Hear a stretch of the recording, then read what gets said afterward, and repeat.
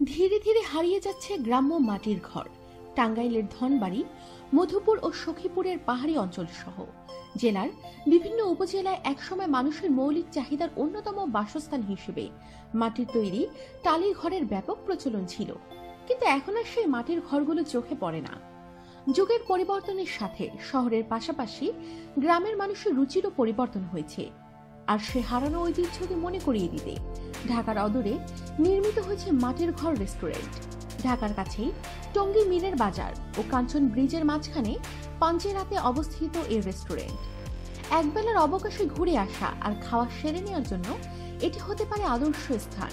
রেস্তোরাঁটি সাজাতে প্রকৃতি থেকে প্রদত্ত সম্পদের অকৃত্রিম ব্যবহার চোখ জুড়িয়ে দেয়। সম্পূর্ণ গ্রাম্য পরিবেশে বাংলাদেশের ঐতিহ্যবাহী খাবারগুলো পাবেন এখানে।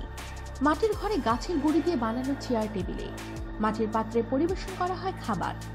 বাহারি ভর্তা ও বাংলার ঐতিহ্যবাহী খাবারগুলো আপনাকে নিয়ে যাবে এক অন্য রাজ্যে। এছাড়া গ্রামীণ ঐতিহ্যের সাথে সামঞ্জস্য রেখে হাত পাখাও রয়েছে প্রত্যেকটি টেবিলে। খাবারের বাসন হিসেবেও সব মাটির তৈরি জিনিসপত্র ব্যবহৃত হয় এখানে। চাইলে আপনিও প্রিয় মানুষটার সাথে দুপুরের খাবার খেয়ে বিকেলটা কাটাতে পারেন গাছের ছায়া ঘেরা জিন্দা পার্কে।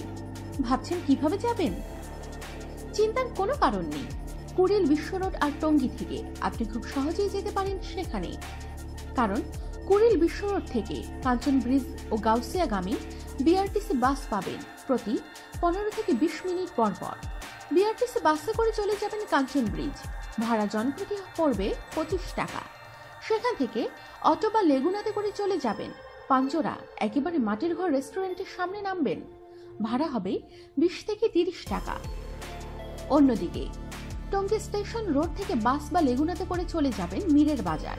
ভাড়া পড়বে 20 থেকে 30 টাকা। মিরের বাজার থেকে অটো বা লেগুনাতে করে সরাসরি পাঞ্জেরা মাটির ঘর রেস্টুরেন্টের সামনে। মাটির ঘর রেস্টুরেন্ট থেকে জিন্দা পার্কে যাবেন যেভাবে, মাটির ঘর রেস্টুরেন্টের সামনে থেকে অটোতে করে যেতে পারবেন জিন্দা পার্কে। ভাড়া পড়বে জনপ্রতি 20 টাকা। তাই আর দেরি নয়, এখনই ঠিক করে ফেলুন কোন দিন যাবেন। আমাদের সাথেই থাকুন আর অবশ্যই সাবস্ক্রাইব করুন।